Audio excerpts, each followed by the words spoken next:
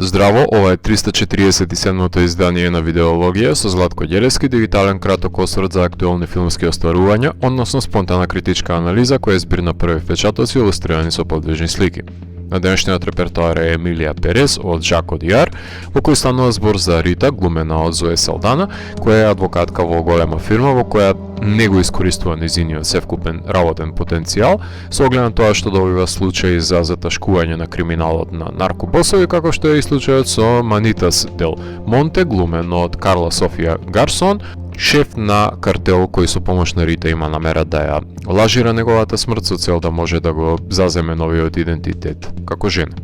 Навикнати сме да гледаме продирање во криминогеното подземје во филмовите на Одијар, но премисата на половата трансформација на челник на мафијаши досега не сме погледнале во делата на францускиот режисер, така што во прашање е прилично инвентивна инстанца која ја вметнува на драматуршко рамниште. Згоре на тоа, крими трилер жанрот се превертира на начин како што го хибридизира со еден несроден жанр, како што е мюзиклот, кој на многу поинвентивен начин беше реализиран, например, во израелскиот мюзикл The City од Ами Тулман, кој го реомисли жанрот со неговиот минатогодишен филм, меѓутоа нема да може да го погледнете тоа модерно ремек дело, па затоа ви говорам за Емилија Перес, дело кое провеува и низ домените на нуар филмот и социјалната мелодрама. Имено, еден мюзикл е вреден колку што се запамтливи и певливи композициите во него, правило кое можеби и не е применливо на оваа творба, затоа што повпечатлива е кореографијата на танчерите, за која е заложен Дамиен Шелет,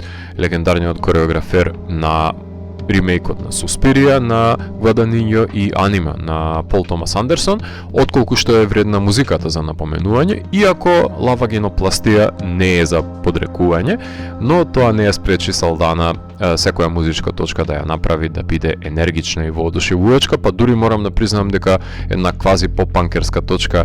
Bienvenida од Селена Гомес да речеме дека е вредна за напоменување и за ослободување од оковите на репресијата на незиниот лик и за надополнување на квалитативно рамниште, иако да не се залажуваме, Салдана е таа која сјае во филмот, особено во Ел Мал секвенцијата, кој се базира на 4 одлични одработени женски лика кои се двигатели на действието, а Епифанија, глумена од Адриана Пас, е тука да го надополни делото со топлина, љубовта и грижеливоста на незиниот лик, квалитативи кои недостасуваат можеби кај останатите за да биде целовита големата слика. Манита се антагонистот кој има огромен предизвик да добивање на симпатиите на гледачот, со оглед на тоа што има крв на неговите дланки, но со неприпаѓањето во сопственото тело се обидува да се рестартира со дисјункција во нов идентитет, но таа промена нема да ги избрише злоделата направени во неговиот картел, иако покајувањето е главен двигател на потребата да се живее идентитетот кој се криел во телото на суровиот мафијаш. Колку и да се модифицира телото и општеството, прашањето е дали може да се излечи душата на таткото кој станува детка, а се однесува како мајка.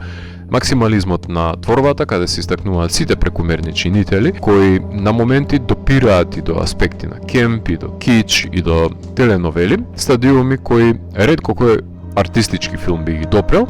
а при тоа да не бидат оштетени естетските вредности на делото, како во случајот на овој филм, туку да дадат нова димензија на веќе неверојатната приказна која бара екстравагантна реализација сама по себе. Филмот е предизвикувачки на повеќе начела и има за цел да го измолкне гледачот од неговата зона на комфорт, особено поради еруптивното понирање на музичките сцени од немајкаде. Од мафијата знаеме дека се излегува само хоризонтално, но инвентивниот пристап на делото е што ако во ковчег се погреба едно постојање за да може да се изроди од него сосема поразлично битисување, кое е несродно со претходното, кое е повеќе склоп на средината во која е израснат картел шефот.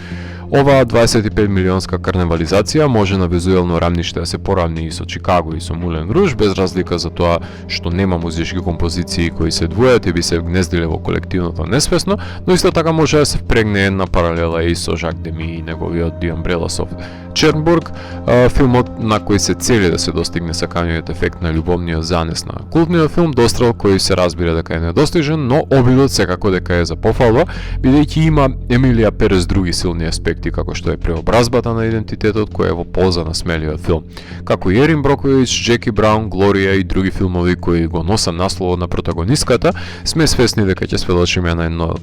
нејзино страдање и истрајност за достигнување на стремежот кој го има, иако Одијар во неговиот случај, насловниот лик треба да го испили насреде филмот, да посведочиме на зацртана трансформација, наместо да го земеме здраво за готово. Како дело во кое господарат 4 женски лика, неминовно е Алмодоваровите дела да извршиле своевидно влијание на кое се наклонува Одијар, така што од сите оквалификување на модалитетот на делото, именителот рустикален не може да биде обележе кое би се препишало на Емилија Перес. Пол Гилием, кинематограферот на Ava, Adolescence и The Five Devils, е разгален со изборот на опрема, бидејќи снима и со Ари, и со Ред, и со Сони, меѓутоа оружјето за кадрирање го користи во своја полза, затоа што врамува подвижни слики за паметење, давајќи ја потребната грандиозност на визуелен план. Бомбастичноста на премисата бара сатурирани бои во затемнетите студија, кои соодветствуваат на гласните ликови ситуации за да излезе гламурот во преден план.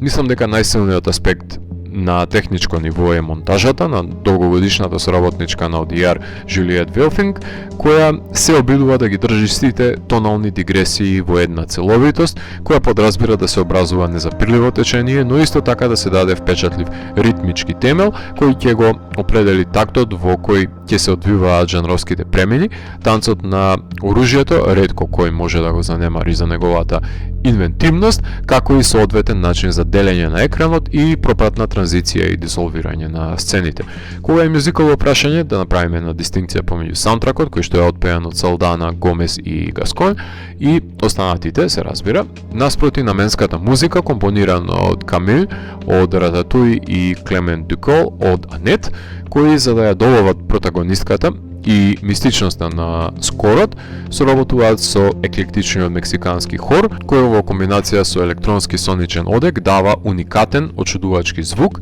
додека пак Клемент се фокусира на класичен гудачки дувачки скор во потрага по уловување на недофатливите премолчани емоции на ликовите. Морав да проверам, но ова е прв пат во 7-годишната историја на видеологија да биде францускиот режисер Жак Одијар составен дел од неа, иако има доста дела за паметење кои ги има снимено пред постоењето на емисијата, но не сомневам дека ќе добие заслужената љубов во оваа епизода, забаено, но не заборавено. Мислам дека Одијар го има надраснато делото на неговиот татко режисер Мишел, по квалитет барем, има излезено неговата сенка и се вивна во филмските величини со своите квалитетни творби, кои во последните години беа на граница да станат составен дел од емисијата, но им фалеше понешто на неговите последни 3-4 филма за да ги селектирам во видеологија и да можам мирно да спијам без да ме прогонува јадежот на грижата на совест. Одијар има обемна филмска кариера, кој започна како асистент на монтажа на The Tenant од Полански и уште од 70-тите е активен на тоа поле, но исто така и како сценарист на бројни туѓи филмови, како што се The Professional, Baxter и Spirit of Ecstasy, а пред камера се појавува и во култниот Baby Blood. А со оглед на тоа што Гаспар Ное и неговата генерација на француски екстремисти му се заблагодаруваат во своите дела, можам да го повлечам заклучокот дека има огромен удел во потпомогнувањето на авторите кои не се плашеле да ја прикажат стравичната насилна природа на човекот. Почнува да режира дури во 90-тите и неговиото режисерско дебие е реваншистичкиот крими трилер See How They Followed 1994 година за потрагата по убиецот на полицаецот, во кој глумат Жан-Луи Трантинјан и Метју Касовиц, добитник на Цезар и прикажан во Кан. Во 1996 година го режира Self-Made Hero, периодичен филм во кој Касовиц се приклучува на отпорот во Втората светска војна, награден со Златна палма за најдобро сценарио на Кан. До крајот на 90-тите режира кратки документарци и музички видеоспотови. Во 2001 година ја разработи љубовната романса во трилерот Read My Lips со Винсент Касел и Емануел Девос, помеѓу ослободениот од затвор и секретарката, награден со неколку Цезари. Во 2005 година повторно насилен лик му го предводи новиот филм The Beat That My Heart Skipped, кој треба да одлучи дали ќе стане врвен пианист или криминалес, добитник на сребрена мечка на Берлинале за музика и освои Бафта, Цезари и Кинематограферот Стефан Фонтен ја освои златната камера 300 на Интернационалниот фестивал на филмска камера Браќа Манаки во 2009 година, го режира неговото врвно достигнување Профет за муслиманецот кој се искачува на мафијашката хиерархија, освои златна палма во Кан, бронзена камера на Манаки, има Цезари, европски Оскари, номинација за Глобуси, Independent Spirit и номинација за Оскар. Во 2010-те снима Концерт на Рафаел, документарец за непријавени работници во Франција, а во 2012 го режира Растен Боун, во кој ситуираше љубовна приказна на Антибиде, прикажан во Кан и добитник на Цезар и Лумиер наградите. Во 2015 снима 2 епизоди од култната серија The Bureau, истата година кога го снима и филмот за војникот од Шри-Ланка, кој е бегалец во Франција во Депан, добитник на Златна палма во Кан. Го продуцира 120